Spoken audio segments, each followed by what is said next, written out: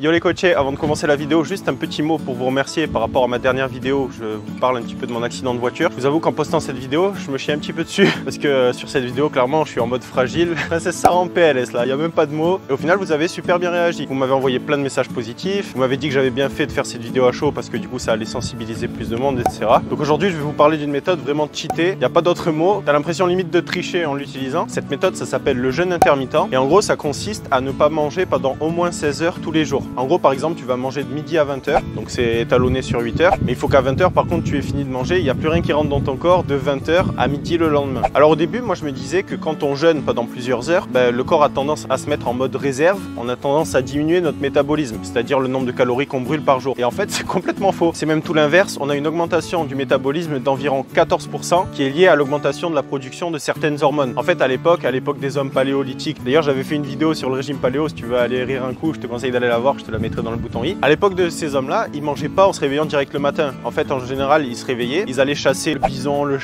chameau, je dis. Et en général, ils mangeaient beaucoup plus tard. Ils mangeaient vers midi et ils s'arrêtaient de manger tôt parce qu'à cette époque-là, ils avaient des bonnes nuits de sommeil. Donc en fait, leur corps, en réponse au fait qu'ils doivent chasser le matin et que ça faisait un certain nombre d'heures qu'ils avaient rien à bouffer, il augmentait leur métabolisme, il augmentait leur fréquence cardiaque pour en gros leur donner de l'énergie pour aller chasser parce que s'ils chassaient pas, ils crevaient tous. Donc pourquoi cette méthode est cheatée? En gros, tu vas produire plus d'hormones de croissance. Là, je te parle d'une augmentation de 2000% chez les hommes et 1300% chez les femmes. Pour info, ceux qui ne le savent pas, l'hormone de croissance, c'est la principale hormone qui est liée à la prise de muscle. En gros, c'est l'hormone que tu sécrètes pendant ton sommeil. Normalement, tu es censé prendre du muscle à rien branler ou du moins à faire exactement la même chose que d'habitude. Certaines études ont montré une augmentation de 180% de la testostérone. Et la testostérone, c'est la deuxième hormone qui est liée à la prise de muscle. Donc en gros, en bouffant comme d'habitude, juste en faisant attention à l'heure à laquelle tu manges, tu vas avoir 20 fois plus d'hormones de croissance et presque 3 fois plus de testostérone. Donc la testo, c'est ce qui va te permettre de prendre du muscle, tu vas te sentir puissant, c'est ce qui va faire que tu vas avoir envie de te dépasser, ça va augmenter le volume de tes muscles, ça va augmenter le volume de ta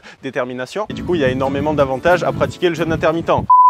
Attention, étant donné que j'ai dû filmer en extérieur et que la lumière du soleil s'est foutue allègrement de ma gueule, allègrement, ah putain qu'est-ce que je parle bien, j'ai dû poursuivre le tournage le lendemain. Je vous demande donc de bien vouloir m'excuser pour le désagrément occasionné.